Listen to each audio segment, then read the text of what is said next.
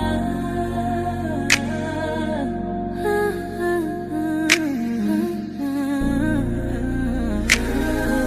your girl, Soft Rain. Real talk, no filter, no disguise. Every headline, I'm breaking it live. From the streets to the pressure up top. We see it all, yeah, we connect the dots. Weekly rain, yeah, we run it down. Truth hit different when it wear a crown. No fluff, no cap, just facts in sight. Welcome to the weekly rain report. Let's get into it tonight.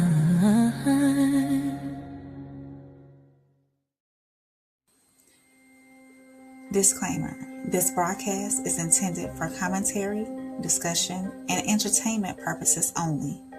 All topics and statements are based on publicly available information, including news reports, social media content, and third-party sources, which may include allegations or unverified claims. The views expressed are opinions and should not be interpreted as confirmed facts. This content is not intended to harm, defame, misrepresent any individual, organization, or entity.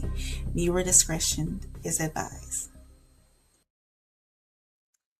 What is good, YouTube? Welcome back. I am bringing y'all a late night edition of my weekly rain report. I got some things going on this weekend, so I'm most likely not going to be able to bring y'all the weekly rain report on Sunday. And I didn't want to do a pre-record because I'm be honest, I'm not confident with those. I'd rather go live and talk to y'all live if there's somebody in here. And if not, then we just going to roll it one-on-one. So welcome in. Tonight I have a show for y'all that touches a little bit of everything. Breaking news, investigations. I got some updates on some cases that we brought y'all, or that I brought y'all on the radar with Rain over on the No Middleman panel. I got some updates from some cases on there, some court decisions, some public safety, some hometown headlines and health and all that, and just a little bit of hope at the end. And tonight's theme is what happens when systems get tested. Because every story that I have tonight is connected to that one question. Public safety gets tested when a hostage situation unfolds inside a workplace. Investigations are tested when a woman disappears in the Bahamas, and the story being told starts raising more questions. Before I get there really rolling, I got a lot of people in here now. Please make sure y'all hit that subscribe button. Make sure y'all hit the like button. Make sure you share the stream. Make sure you check out my other content I have. So if you're in here for the first time, drop some raindrops or some umbrellas in the chat and stay for a little bit. Maybe you'll like what you're hearing. I'm doing some weekly news that I feel is that needs some updating going on that caught my eye this week. So investigators this week are tested when a woman disappears in the Bahamas, and the story being told is starting to raise more questions. The court system is tested when a teenager is accused, that's been accused in a cruise ship death. He's being allowed to remain out of jail while the case moves forward. I got a lot of stories tonight. Judicial accountability is tested when a federal judge is accused of serious misconduct, but the discipline stays private. Airport security, prison security, and I got a little bit of healthcare system is tested when a new cancer drug brings hope, but families still have to wait to see who can access it. So tonight, it's not just about trending headlines. We're asking what those stories say about accountability and safety, grief and responsibility, and all that and in between. So we're about to get into it. Let me see who I got in here already. Oh, Tez is stopping by. Hey, Tez. How you doing, Tez?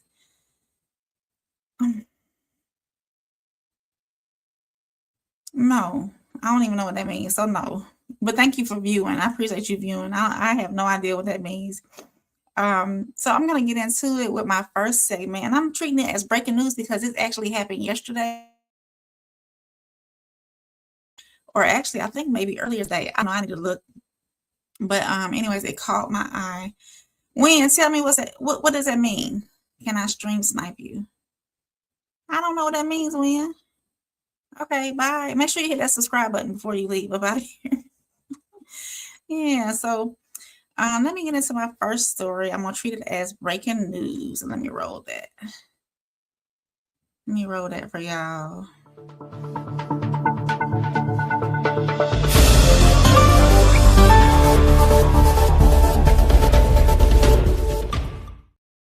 So this is coming out of California. A California hostage siege ends after long hours standoff.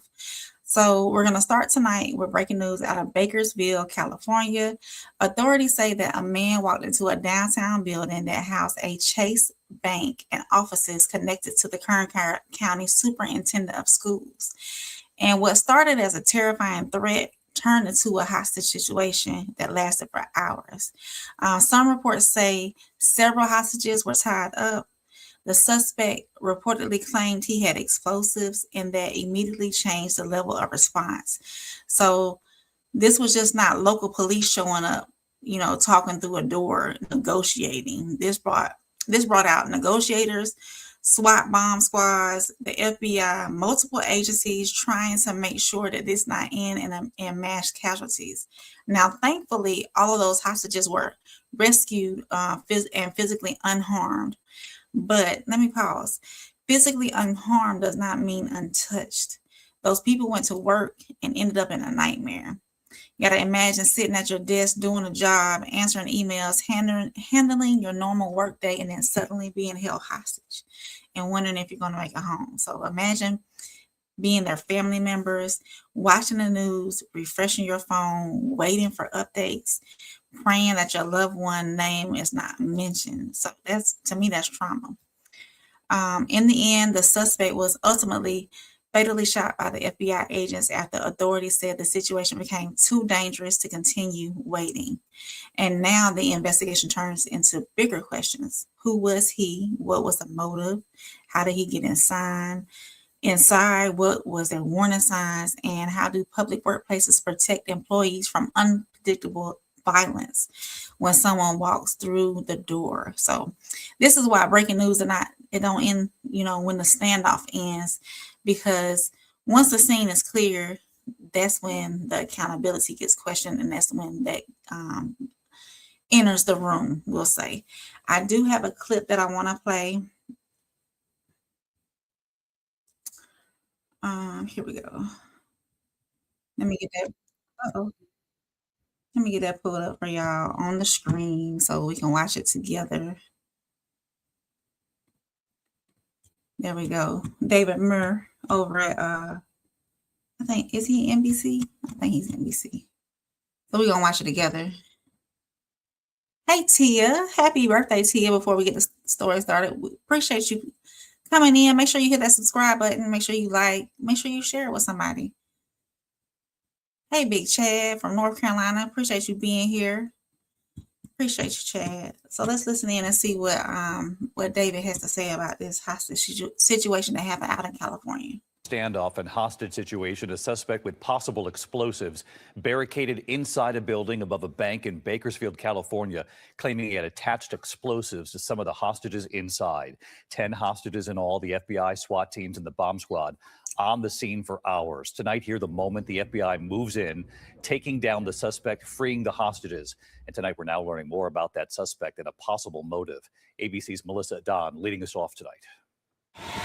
Tonight, the tense 15-hour standoff bringing downtown Bakersfield, California to a halt. Authorities say a suspect with possible explosives barricaded himself inside a building, taking 10 people hostage. Hostages on the west end of the second floor. SWAT teams, the bomb squad, negotiators, and FBI racing to the scene. Just before 1 p.m., reports of a man making a bomb threat coming in. The subject possibly has a makeshift detonator and wires coming from under his shirt. He also told law enforcement that additional explosives had been attached to some of the hostages. Authorities say the suspect, identified as 41-year-old Anthony Scott Searles Harris, tied up 5 of the hostages, holding employees of the Kern County Superintendent of Schools on the second floor of this building above a Chase Bank. We also had a hostage in there that we knew because the individual, she had her phone with her and was in communication with us until the phone died. The first hostage released around 4 p.m., the second 4.5 hours later in exchange for food and water. Law enforcement speaking to the suspect through a door, negotiators working through the overnight hours. They have blocks barricaded here as several buildings are still under lockdown. At 4:30 a.m., the hostage team going in, shooting and killing the suspect. The remaining 8 hostages rescued, seen escorted to safety by SWAT agents. Authorities say Searles Harris, a registered sex offender, had an extensive criminal history and was dishonorably discharged from the Army for going AWOL. Police now searching for a motive, but saying they are aware of a YouTube video connected to the suspect where he expressed grievances about a prior conviction. David, authorities confirmed that the suspect had some sort of device on him, but bomb technicians say so far that device was not active. David? Melissa Don has been on the scene for. Yeah. So that was tough. They was out there. They was out there held hostage until like 4:30 in the morning. That's a lot, you know. You think this could have been prevented? Do you think the school system probably didn't have good security? I don't know. Dang, that was tough. Hey, McKinnon, welcome in. He said, "Oh, dang, I just saw the story a few minutes." Yeah, it was tough. They were held hostage to like 4:30 in the morning, and it was like 8 people from the school system. That was tough. Plug says, show love the first lady of the RSC. Drop your raindrops and don't forget to like, comment, and subscribe. I appreciate you, Uncle Plug. And if you are catching this on the rewatch, make sure you leave your comments. I talk back, and make sure you hit that subscribe button and all that good stuff too. But yeah, I wanted to bring that little bit of breaking news. I'm gonna move forward into. So from a hostage situation in California, we now move into a case that has been unfolding across state lines, international waters, and now a federal investigation. Actually, and I brought this story on the No Middleman panel for my On the Radar with Rain, and I wanted to do this update on Lynette Hooker. So let me get that pulled up for y'all. So this is our Radar Investigates.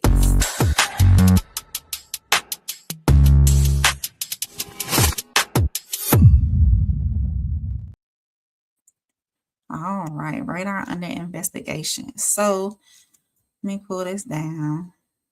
Bring me back up. There y'all. We're trying to do this production around here. So Lynette Hooker, she is a Michigan woman who went missing while boating in the Bahamas with her husband, Brian Hooker. Now, initially, Brian Hooker told authorities that he and Lynette were traveling by a dinghy at night, and then she fell overboard and was swept away, supposedly. At first, that sounds like a tragic accident at sea, rough waters, darkness, a woman falling overboard, a husband saying he tried to survive and get help. But now investigators are taking a much closer look. The couple's sailboat named Soulmate has been seized by the U.S. Coast Guard Investigative Service as part of an active criminal investigation. And I know initially they didn't find any wrongdoing and they let him go after detaining him and questioning him. They've also been looking at digital evidence, including GPS data. Reports say that data may point to areas that do not fully line up with his original account of what happened. So he has denied any wrongdoing, and he has not been charged with a crime. But this case is raising, those questions like what really happened that night? Where exactly was the dinghy? Where was the sailboat? What does the GPS data show? Why did investigators want to search a new area? All that digital evidence that they have that's not matching that story that's being told. Like what does that mean? In this case, of course, is complicated because it involves the Bahamas, U.S. agencies, maritime issues, forensic evidence, and a family that's desperate for answers. We can't forget that at the center of all this is not just a mystery. It's a woman. Her name was Lynette Hooker. She was a mother, a loved one, a person whose family deserves answers. Of course, when someone goes missing in open water, time matters, details matter, timelines matter. And if something doesn't line up, investigation have to follow wherever that evidence leads. So here is a video on the updated information that they have on her. Let's see.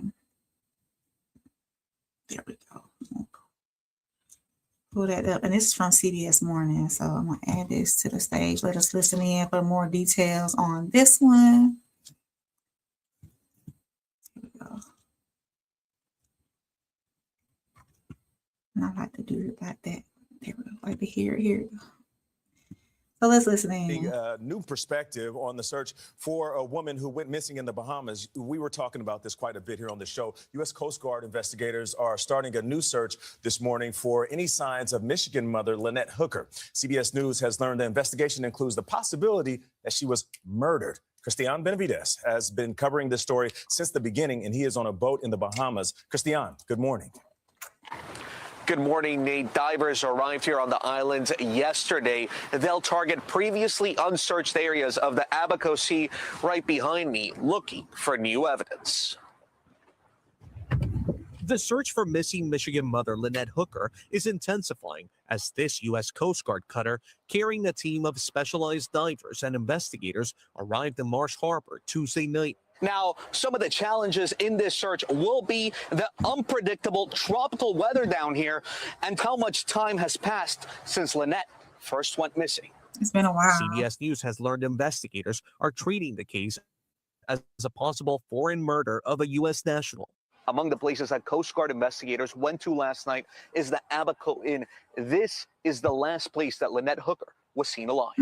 New GPS data recovered from an electronic device appears to challenge Brian Hooker's account of his wife's disappearance, according to an official familiar with the investigation. We thought we'd try to be a sailboat today. Brian previously told police he and Lynette were on their dinghy traveling back to their anchored sailboat named Soulmate on the night of April 4th. He said sudden rough waters bumped his wife into the sea and pushed them apart, leaving him to drift for more than 8 hours. What do you make of that? So, you know, the story alleged that it took him 8 hours. Who knows why it took so long?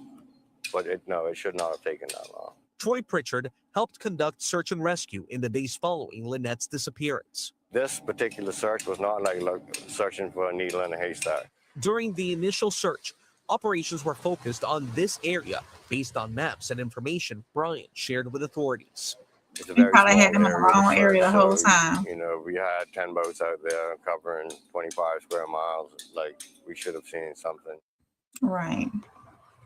The divers are expected to get into the water today, Vlad. Brian Hooker was held for questioning here in the Bahamas, but ultimately released. He denies any wrongdoing and has not been charged with a crime.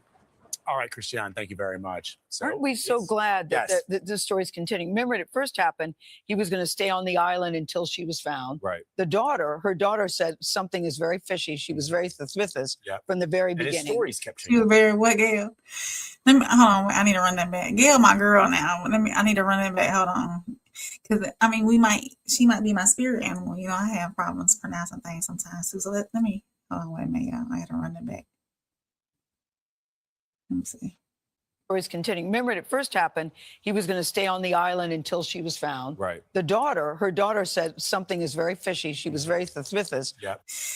All right, yeah. From the very My beginning. spirit animal. And his stories kept changing. Right. Even his friends were like, Yeah, something's up. Really glad that this is continuing. Yeah. Back to a serious note, I am glad that this is continuing. She needs one. Hopefully, she can be found. I know being in waters that long is not a good look. Not hopeful in that sense, but hopefully that she's found and she gets justice. Her family gets justice. You know. So I'm going to move on from this one, y'all, and I'm going to move into from an investigation that's overseas to a courtroom decision that's here in the United States that has a lot of people debating about age, accountability, and public safety. So we're going to move on to policy and pressure. Policy and pressure. That Life American, she is. Oh, come on now, be more respectful than that. She was a person that didn't deserve whatever it is that went on that night. And I'm pretty sure she would still be here too. So let's not do that. Child Life Americans. So let me, my next segment is policy and pressure. So let me get that pulled up.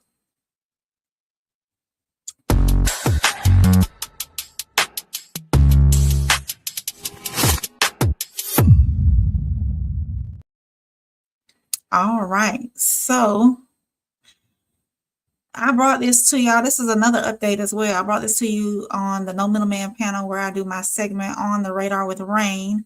And we talked about this a couple of weeks ago. So this case, it never sits right. It is at the intersection of crime, court procedure, age, accountability, and grief.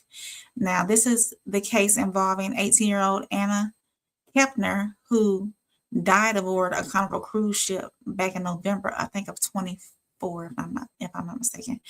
Her 16-year-old stepbrother, Timothy Hudson, has been charged with first-degree murder and aggravated sexual abuse, or SA. He has pleaded not guilty. A federal judge recently allowed him to remain out of jail for now while the case moves forward under conditions set by the court. And this is where the public gets divided. I'm divided on that as well. One side says people hear the charges and say, how is he not detained? The other side is saying, hey, this is a young man, you know, until the case is proved, then he should go to, he should go to jail. We're talking about a young woman who lost her life during what was supposed to be a family trip. So the legal system is also looking at the fact that the accused is a minor, that he has pleaded not guilty, and that the courts have to consider the risk, the evidence, the supervision, the due process, all that before trial. So that's the pressure point, right? Because in the court of public opinion, people react emotionally. Honestly, in this case, as in most cases, you can understand why. A family is grieving.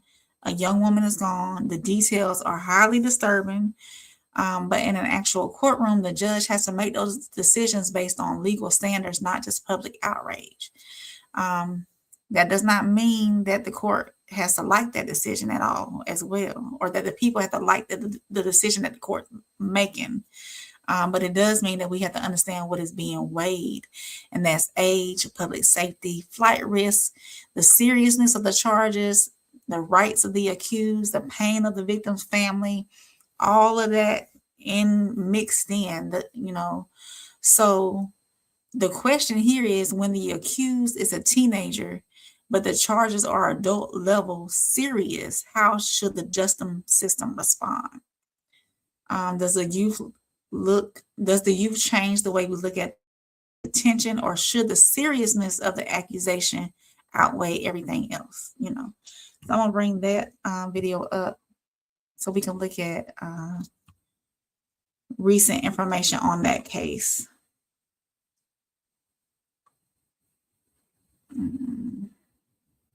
There we go. Killing his stepsister on a cruise ship will remain in the custody of a family member as he awaits trial. 16-year-old Timothy Hudson left federal court earlier in Miami after a federal judge decided not to send him to jail. Hudson has pleaded not guilty to charges of aggravated sexual abuse and first-degree murder in the death of his 18-year-old stepsister, Anna Heapner. He was initially arrested and charged as a juvenile, but will now be tried as an adult. Let's bring in NBC News correspondent George Solis. George, Anna was killed last November while she was on a cruise vacation with her family. We covered the story then. Remind us what we know about this case and what happened in court today. Yeah, Cadence and Clay, this was a very unusual case, if you will, in terms of some of the details, especially since this was initially tried. Timothy Hudson was initially tried as a juvenile, then this moved into adult court, essentially, and the judge making note that this is unusual because, again, in these cases, you don't really see minors being prosecuted in federal court. But because this happened in international waters, this is sort of where it landed. And in short today, the judge saying he really wants to look at this a little bit more closely before making any final determination, considering that this is all taking place in South Florida. He was currently remanded in custody with his uncle and his wife in Central Florida. And you see the charges there. He's facing first-degree murder, aggravated sex abuse charges. Some of the details in court today, almost too graphic to say out loud. But right now, it seems like the judge is going to allow him to stay under that monitoring with his family while he appoints U.S. Marshals to see, again, if there is a facility somewhere in Central Florida that Timothy Hudson could stay before this eventually goes to trial, guys. And to that end, when are we expecting this trial to begin, and what are the next steps in this legal process? Yeah, so right now, again, he'll be under monitoring with his family, and the judge really didn't let it be known whether or not when this case might be presented before him again. I think it really depends now at this point if they're able to find that facility. The judge noting that, and the defense really noting that he's already been in their custody and that nothing has happened. But again, prosecutors here from the government making it clear that based on some of the information and what they've learned here, they do believe he is a flight risk and a serious threat to some of the people around him. So if he's a flight risk and he's a serious threat to some of the people around him, then why is he free?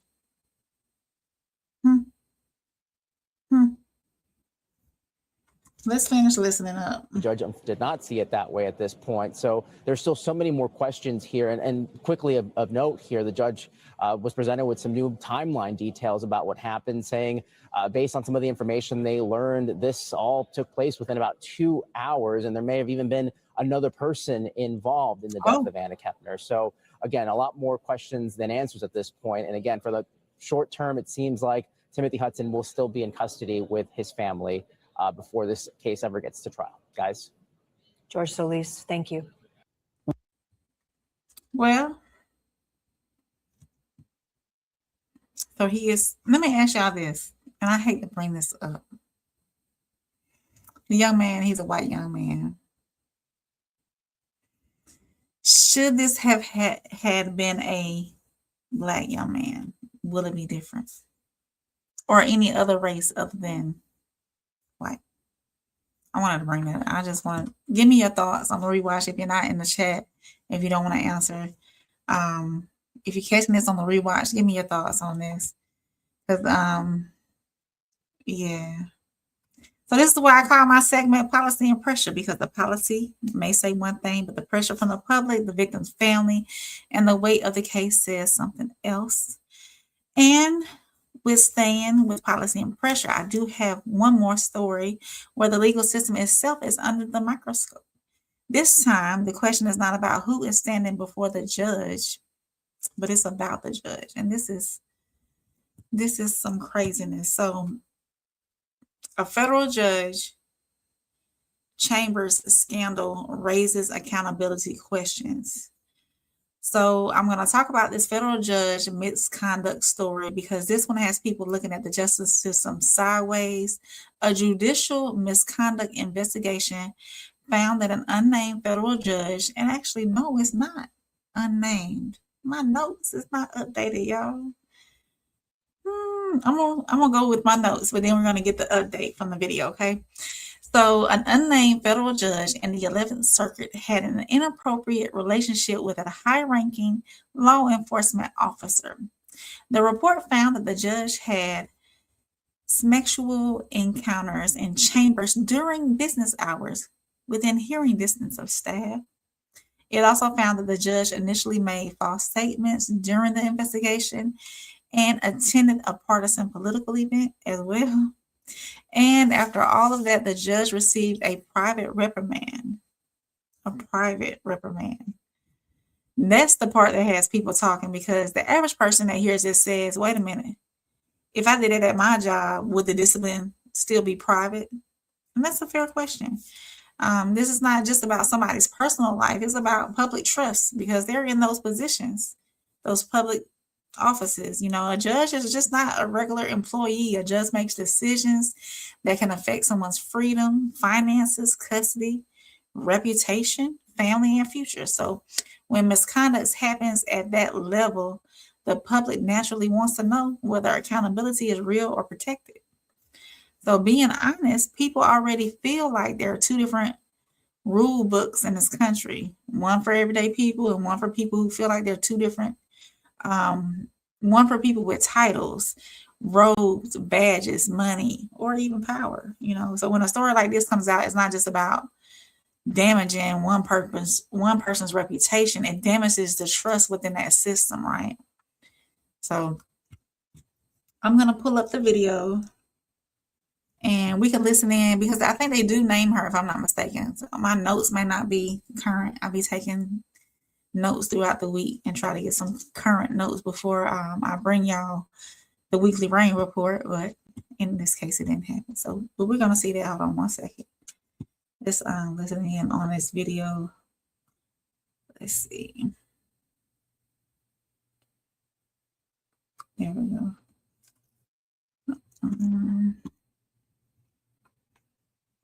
Let's listen in on these details for this case. A federal judge and a high-ranking Atlanta police official are at the center of explosive allegations. It involves sexual encounters inside the judge's chambers during work hours.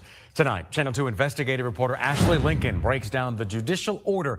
And Ashley, federal judges discovered this activity went on for years. Yeah, according to this 20-page order from the chief judge over the 11th district. Now, the report does not name the judge, but for the last 2 days, I've been speaking with sources and going through public records to identify the accused after federal employees complained about hearing intimate noises through the walls.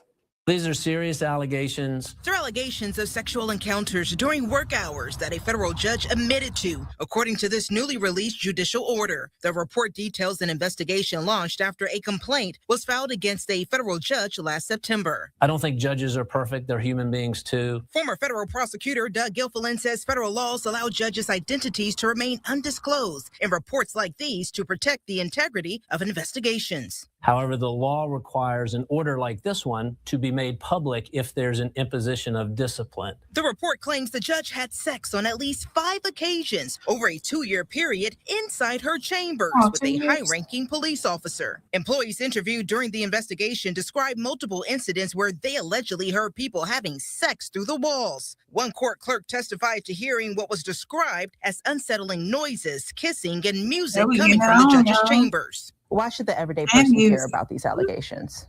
The American legal system depends on honesty and truthfulness. This investigative report did not identify the judge or the officer, but multiple sources confirmed to Channel 2 that federal judge Eleanor Ross and Atlanta Police Deputy Chief Kelly Collier were the 2 accused. In the complaint, the judge's employees said she attended a primary election victory party for a district attorney on May 21st, 2024. A source provided Channel 2 this photo showing Ross at that party. The order also says the judge presided over a hearing the following day. Channel 2 obtained federal court records showing Ross presided over a supervised release hearing on May 22nd, 2024. And regarding the officer, the chief judge wrote the officer has worked for the PD since 1998, later adding that the officer has held this role since 2025. Atlanta police records show Collier joined the department in 1998, and his LinkedIn profile reflected a promotion in 2025. That LinkedIn page has since been taken down. I reached out to Ross, but a representative responded with no comment. The chief judge has already issued Ross a private reprimand, and she agreed to write apology letters to her employees. She was also reprimanded for attending a political event, as federal judges are prohibited from participating in political activities. The chief judge said harsher discipline was not imposed because of the judge's exemplary service to the court, along with the fact the judge ended the relationship and accepted responsibility. In some ways, this is a self-inflicted wound, and it just shows further distrust in the system by the public, and that's just not something that we need right now. And Atlanta police provided a statement this afternoon saying it launched an investigation to determine if the person mentioned in the federal report is an Atlanta police officer. Now, we've attempted to reach out to Collier and have not heard back. Reporting live in the newsroom, Ashley Lincoln. Okay, then. But see, she wasn't doing right. She attended a political event dinner, and she should not have done that. She should know better as a federal judge. You're not supposed to attend these political events. So, Miss Lady. Okay, y'all. See what else I got for that. So, who judges the judges? And when powerful people are disciplined privately, does that protect the situation, or does it make the public trust the institution even less? So that's the policy, that's the pressure, and that's the conversation. So now I'm going to move into my next segment called, before we do that, if you are catching this on the rewatch, make sure you leave a comment down in the comment section. Let me know what you think about this. Make sure you hit that subscribe button. Make sure you hit the like button and share it to somebody who might want to hear it. So moving on into reality check. And this next story is disturbing, sensitive, and heartbreaking. And of course, I need to handle it carefully.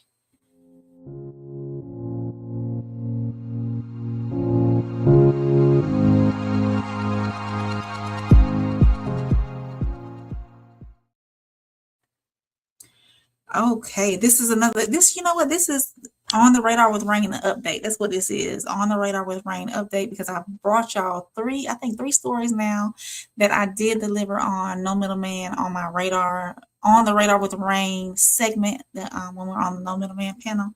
So for reality check tonight, we're going over to the Denver International Airport. Officials say a 41-year-old man, Michael Mott, climbed over a remote airport fence, walked into an active runway, and was struck by a Frontier Airlines plane as it was taken off.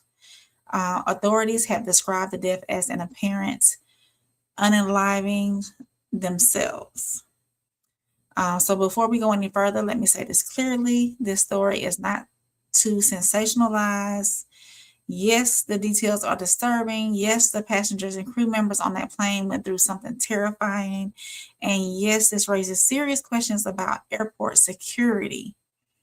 But at the center of all of this is still a human being who appears to have been in crisis at that time. This story brings up two major issues. First, mental health. And secondly, airport security. So from the mental health side, of course, it's heartbreaking. Because when someone reaches a point where they walk into danger like that, something has to gone completely wrong. You know, whether we know it's full story or not, we can still recognize that this was a crisis. So from the airport security side, there are real questions. You know, how did he get over the fence? How quickly was the breach detected? And how fast was the response?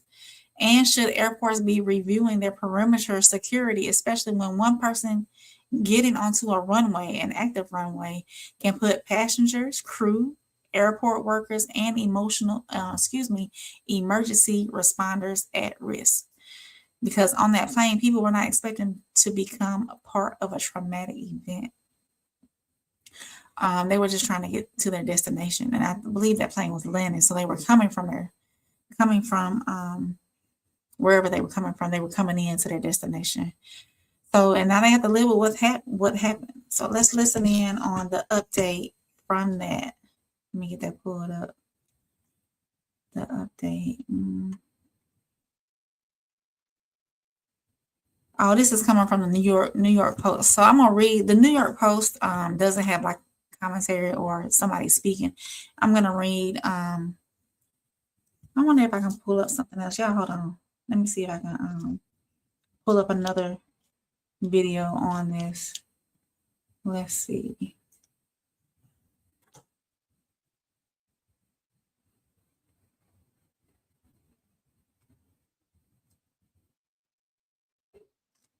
Videos, because 3 weeks ago. Yeah, I'm gonna pull this one up right here because the New York Post, they just be talking. Hold on, let me see. Let me see if I can pull this one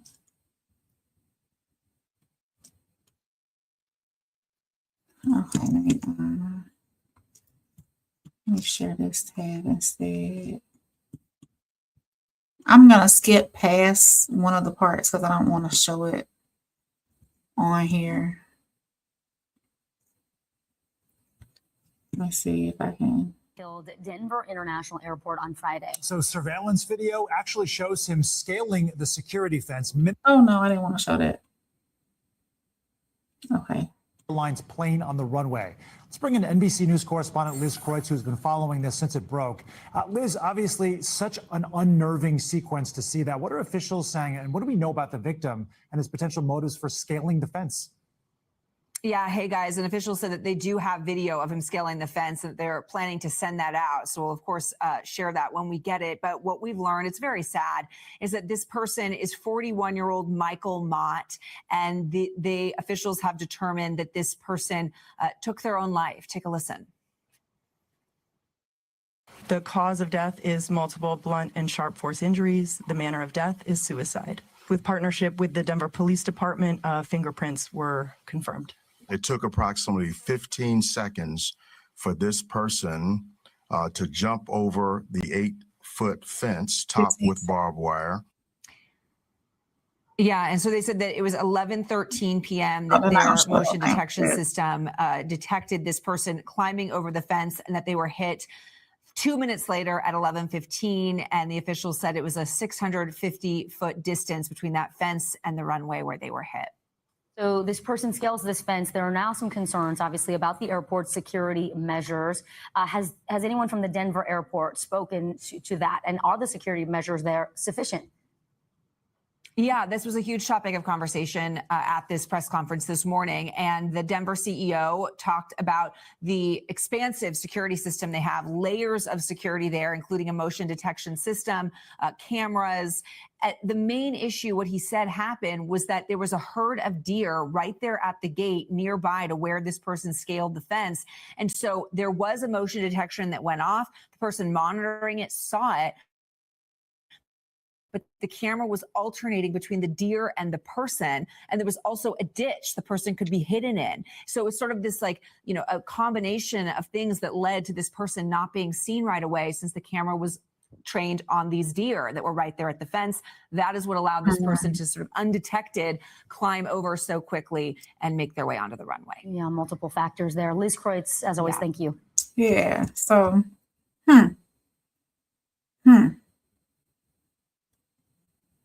Richard said after 9/11, and if you've seen an airport, do you believe it can be more secure? Just asking. Richard, that's a good question. That's a legit question. I don't know, because you're walking. Yes, airports are lined with fencing. Their security is fencing. Maybe, I don't know if there was maybe like barbed wire at the top of the fence to keep people from scaling over the fence. I don't know if that's something that they do at airports. And with him being in this crisis situation anyways, he probably, if there was barbed wire up there, he probably just went straight through it anyways. So obviously he found, unfortunately, he was in a crisis, a mental crisis at the time, because if he wasn't, then he would still be here. But, well, with that being said, I don't think that there was any help here. Somehow he timed him scaling the fence and the airplane coming down just right. I have no idea how he timed that, but it was done just right somehow. So yeah, it's tough. It's tough.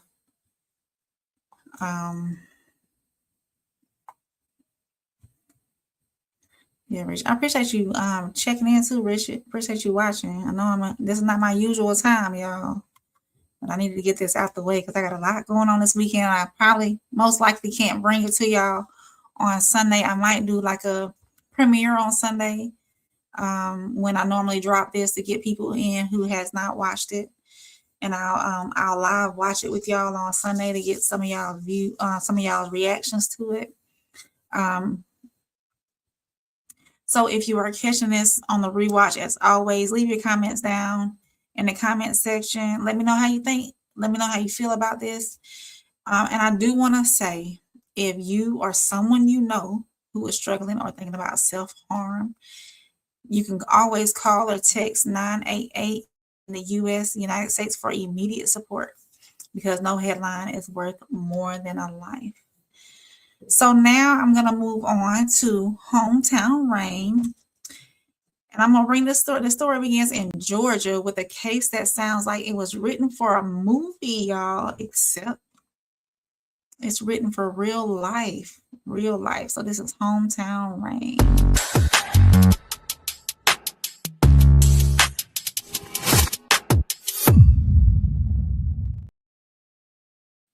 So for Hometown Rain tonight, I am talking about Arthur Coffield, mastermind. This first word that's come to my mind is mastermind. Federal authorities are searching for Coffield after officials say he escaped from a minimum security federal prison camp near FCI Jessup in southeast Georgia. So this is just not any prison escape story, y'all. Arthur Cofield's name is tied to a massive fraud case that prosecutors say involved millions of dollars, contraband phones, impersonation, gold coins, and even a luxury home out in Buckhead. So reports say that he was serving a federal sentence connected to a fraud and identity theft convictions. Authorities say he is missing from custody. So this is one of those stories where you say, how does someone tied to an alleged multi-million-dollar fraud scheme from behind bars later escape from a federal prison camp? How are contraband phones still such a problem inside the prisons? And are we only thinking about danger in terms of physical violence? Because this case reminds us that some people are dangerous because of excess. Some people are dangerous because of manipulation. Some people are dangerous because they understand how to exploit systems. And that's what makes this case stand out. This is not just a man walking away from a prison camp. It's about a system that was allegedly exploited once through fraud and is now being questioned again through escape. So because this happened in Georgia, it belongs in my hometown rain. So because sometimes national headlines are sitting right in our backyard. So let's listen in on, I got two different videos because they were kind of short. Yeah, I got two different videos. We're gonna play this one first. Let's see. We'll play this one first. And this in. And welcome everybody into the chat. Let me see who Richard said he was surprised. Yeah, Rich, I was surprised too. Talking about the incident at the Denver airport. I was surprised too because it seems odd that somebody just scaled a fence and just it just happened so like a movie, like it was planned. Hey, Classic. How you doing, Classic? And hey, Rue. Hey, how you doing? So let's listen in on this case. Let me bring that up to the stage. It's a short, so let's see. Let's see if we can make it look good. We're gonna listen in. I got another video behind this video that might tell some of the same details, just a little bit different, but we're gonna listen. A movie plot, but it is real life. While behind bars in a Georgia prison for armed robbery and theft, Arthur Coffield used a contraband cell phone to commit identity theft. He managed to steal $11 million. Yeah, $11 million from someone's Charles Schwab account, then used that money to buy gold coins, some of which went toward a $4 million house in Atlanta. When the feds convicted him of all of that, he was moved from state prison to a federal facility, where then on Tuesday, U.S. Marshals say he walked off the grounds of that minimum security prison in Jessup and hasn't been seen since. So obviously he got some connection somewhere. First of all, you done stole $11 million. Let me see this next video. Hold on. Where is it? There it is. Here's the This is a pretty wild story. A Georgia man convicted in a multi-million-dollar fraud scheme is on the run after escaping custody. Arthur Lee Coffield Jr. was sentenced to 11 years for impersonating a California movie producer and stealing $11 million while in prison. He was Wow. also facing additional charges, including attempted murder. Federal officials say Coffield was discovered missing Tuesday from a prison up in Jessup. He's described as 5'4" and 210 pounds. 14. Anyone with information should call the U.S. Marshals. He's short and stout. Oh, Richard said, I was surprised you went live now. Yeah, Richard, I got something going on this weekend. I'm gonna be real busy this weekend, and I couldn't guarantee that I can bring it to y'all at my normal time. So that's why I'm on here now, because after today, I'm gonna be super busy. Also, I might premiere this again at my regular time on Sunday to let people come in and watch it again, and I'll be in the chat when I premiere it. So I just wanted to go ahead and get this rolling for y'all. I didn't want to. I got so much that I want to talk about. My playlist be full of different things, so I just wanted to go ahead and bring this to y'all. And while I got y'all here, though, let me look one more time, because for this person to be out, is escaped somewhere, and he's out in the area or out wherever he is. No, I don't see a lot of people looking for him. There's not a lot of information on him anywhere. Like if you like Google his name, and he does have a reward now for like $10,000. But you want me to speak up for $10,000, but he done stole 11 million from somebody. So let me see if I can find another video.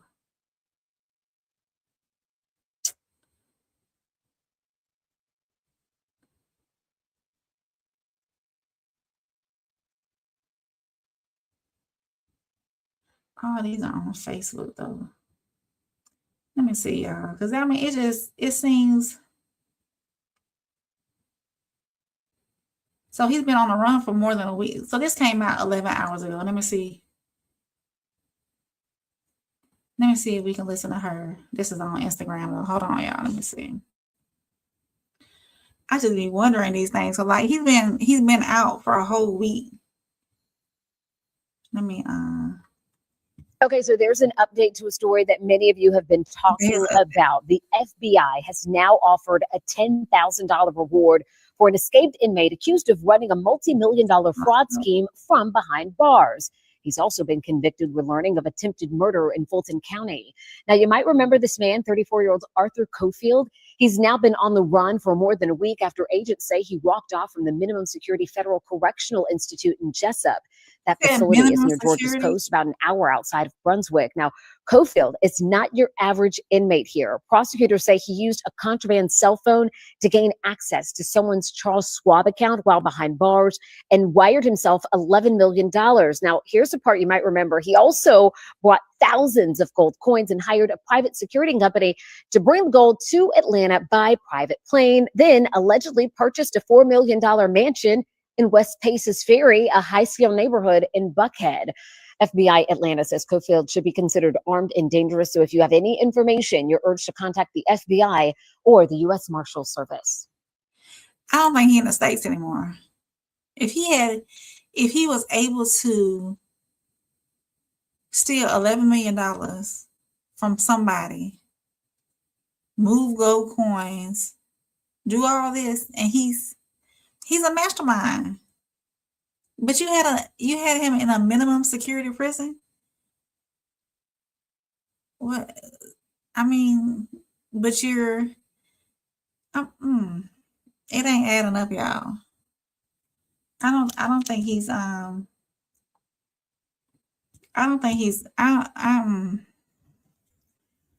somebody know where that man is. I'm gonna say that. Let me see. Because it's like, it's not that much. See, all these videos are super short. It's not that much on him. There's not.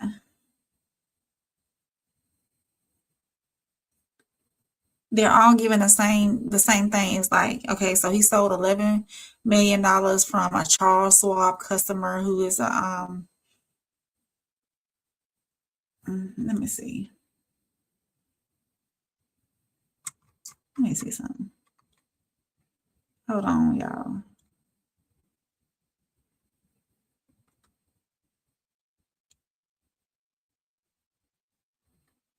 I don't want to play the video. I wanted to read the article because sometimes articles have more information in them than.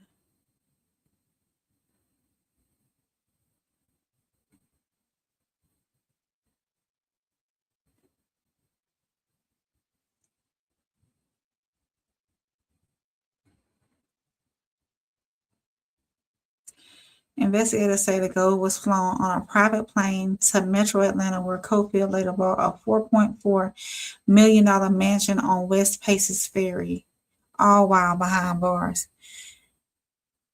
Who is your accomplice? Who? Now, federal officials say Coffield walked away from a minimum security federal prison camp in Jessup Tuesday afternoon. He was serving time for fraud, identity theft, bank fraud, convictions connected to scheme.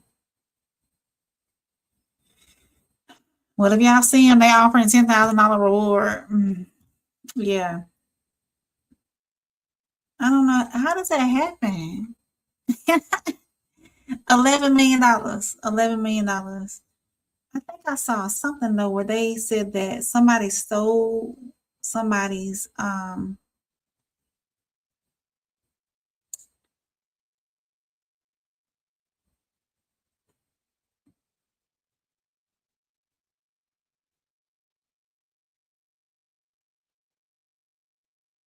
he's only 5'4" though, y'all. 5'4" and 210 pounds. He's short and stout. Short kings forever. But yeah, I just wanted to bring I thought that was interesting because how do you that's a true mastermind. If somebody can allegedly run a major fraud scheme while incarcerated and then later escape custody, what does that say about the systems meant to monitor him? You know, that's not a small question, it's a serious one. So now, if you're catching this on the rewatch, because when I clip this up, I need you to do this. Make sure you hit that like button. Make sure you hit subscribe. And of course, leave me a comment down in the comment section. Let me know what you think. I talk back. So yeah.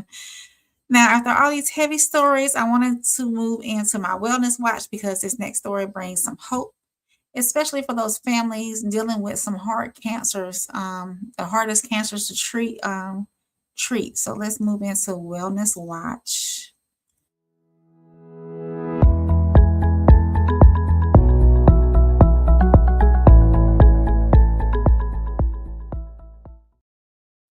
So there is a new drug out that offers hope for some pancreatic cancer patients. For a wellness watch tonight, we're talking about a possible breakthrough in pancreatic cancer treatment. Researchers are reporting promising results from an experimental drug called Dararexarib. I think I said that right. I'm not for certain, but we'll see when I play the video. This drug is being studied for patients with previously treated metastatic pancreatic cancer.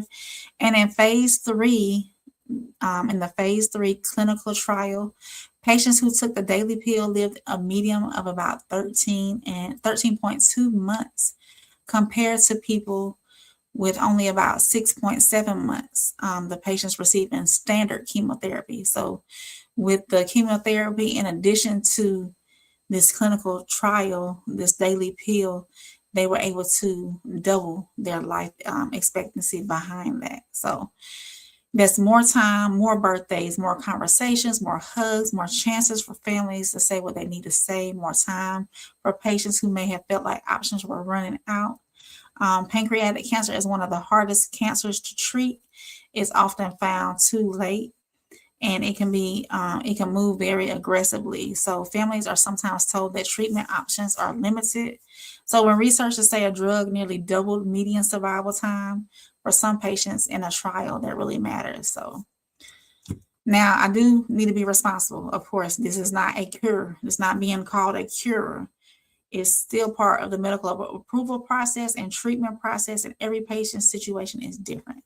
So let's listen in on the details on this one. So let's see. And of course, I stopped sharing my screen. So hang on, y'all.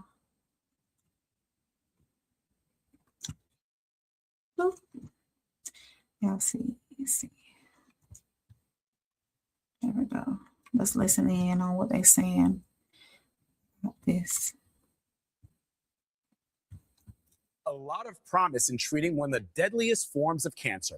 A new study found an experimental pill helped patients survive twice as long compared to chemotherapy. One of those patients is former Senator Ben Sasse. In a recent 60 Minutes interview, he called the drug a miracle. Chief Medical Correspondent Dr. John LaPook is here to talk about the study. John, good morning. Good morning. So put this all in perspective for us. Why is this such a breakthrough, and how is this different than traditional chemotherapy? So it's called daraxonrasib, tough to say, right? And you're doubling the survival time, median survival time, to about 13 months, a little bit more than 13 months, which may not sound like a lot, but if you're going from 6.7, it's a lot to that person. Sure. Now, it's not a cure, but the reason why it's so interesting, I heard it got a standing ovation at the national meetings over the weekend, is, traditionally we give chemotherapy. It has a lot of side effects. It affects pretty much the entire body. This is targeted. It was based on the discovery that there was a mutated protein called KRAS that turned on the cancer cells, that it was a cancer-driving type of abnormal protein. And for years, they were looking for a way to sort of turn it off, and they finally figured it out. And this is a first step. It's not a cure, but it's very exciting because you're looking at a new way of treating. All right. But the reality is there have been cutbacks in research at the National Institutes of Health. So what would that mean for drugs like this in the future? Yeah, so I looked it up last night. The basic discovery of the KRAS, it's called the KRAS mutation, was more than 40 years ago. It took 40 years ago to figure this out. It's so clever. I mean, there's a molecular glue that figures out how to turn the cancer-causing abnormal protein from the on switch to the off switch. It takes a long time. And when you think about all the cuts that there have been right now, the cuts that are happening right now, I spoke to Randy Bateman from Washington University in St. Louis about research, and he said, it's not like when you stop doing research on your construction on your kitchen, you run out of money, you say, okay, in 6 months I'll pick it up. It's more like stopping feeding a baby. And the research we don't do today is going to affect drugs 30, 40 years in the future. Yeah. Wow. All right, Dr. John LaPook with that great news. Thank you very much. Yeah. So what he said protein mutation. I'm gonna look into that. There is, I personally deal with a gene mutation. I'm gonna look into that. I'm gonna do some research on it and go from there. But I've never heard of a protein mutation. So I'm gonna do some research on that. I'm a science nerd sometimes. So yeah. So they get a chance to extend their life.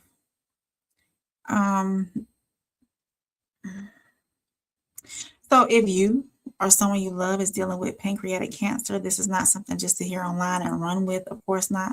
This is something to take to a doctor or an oncologist or a cancer care team and ask, hey, does this apply to my case? Is this treatment available? Is there a clinical trial? So on and so forth. Am I eligible for like expanded access, So sometimes asking the right question can open the door to options people who did not know existed. So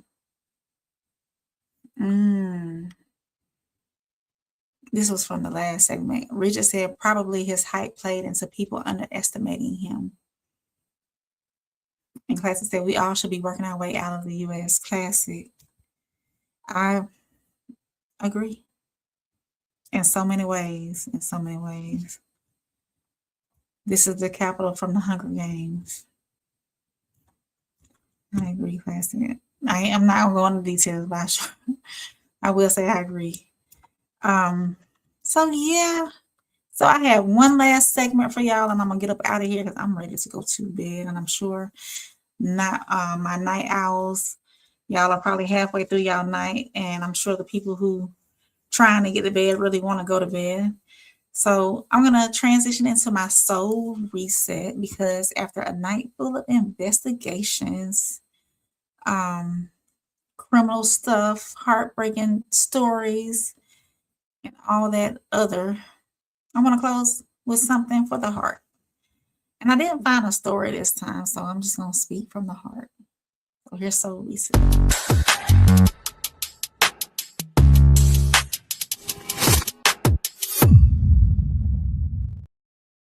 So in all these stories that I brought y'all tonight, one thing that comes to the head is life can change in a moment. A regular work day can turn into a hostage situation. A family trip can become a courtroom case. A boat ride can turn into a missing person investigation. A flight can turn into trauma.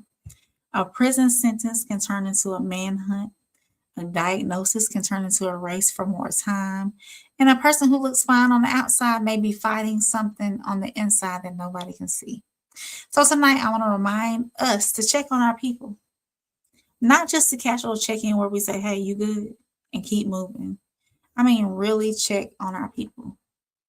Call somebody, text somebody, ask the second question, listen for the answer underneath the answer.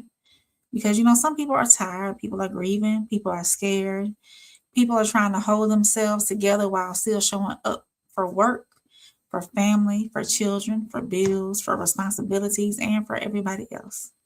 So sometimes the strongest person in the room is the one who needs the most support. We always say that, right? So tonight's stories remind us that systems matter, but people matter more. Policies matter, but compassion matters too.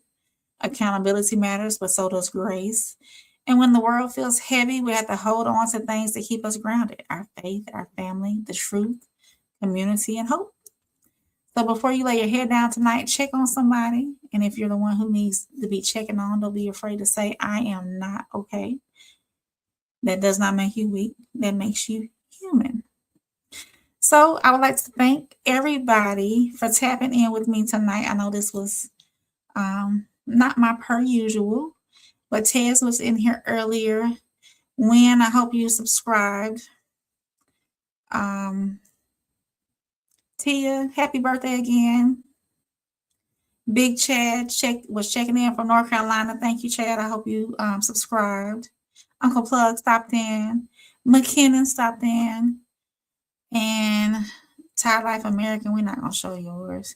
Bridget, I appreciate you coming in and checking out or being part of the conversation. Classic, thank you for stopping in, of course. Hey, Rue, I appreciate you coming in and being part of the conversation as well. So, if you do not know, I am the Raw Society Coalition's First Lady. And the Raw Society Coalition consists of myself, Classic Codes, you've seen him in the chat. Uncle Plug TV, you've seen him in the chat. The Tez Down, you see him in the chat. And Souls of Thought, he is the founder of the RSC. And as a matter of fact, before I go, I will bring our page up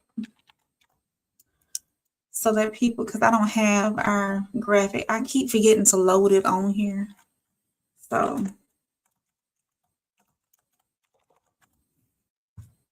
I'm gonna pull this up for y'all so that the new people can see. Here we go. Let's make it big. I'll make it big. Let's see. There we go. So I am part of the Raw Society Coalition. You got Tez, Classic, myself, Rain, Souls, and Uncle Plug. And we all have our own channels. And if you go here to the Raw Society Coalition channel, you can click on where it says more. And all the links to our pages will be right there. The founder, the Classic Codes, me, Soft Rain, the Tez Down, Uncle Plug TV, and our Discord is there as well. We have a Discord. So make sure y'all go check us out and subscribe to all our pages. Yeah, so this has been a good one. I'll probably premiere this on Sunday and watch it with y'all. If y'all want to watch it again on Sunday, I'll be in the comments. And that is tonight's weekly rain report. We covered Bakersfield hostage standoff. We covered the disappearance of Lynette Hooker in the Bahamas. We did an update on that. We did an update on the court decision involving the teen accused in Anna Heapner's cruise ship death. I brought y'all the federal judge misconduct scandal. Miss Lady was getting down in the chambers.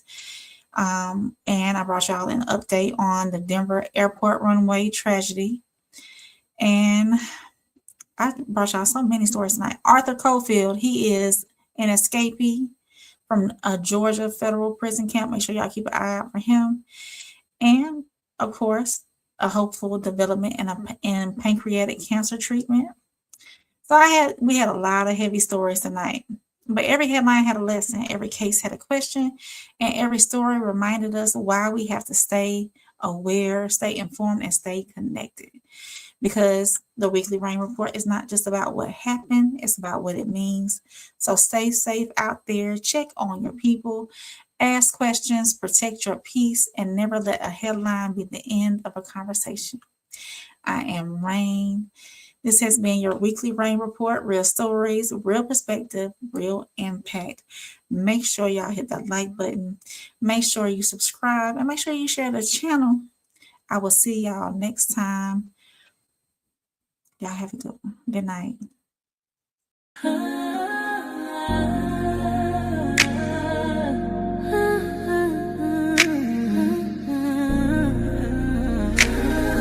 It's your girl, Soft Rain.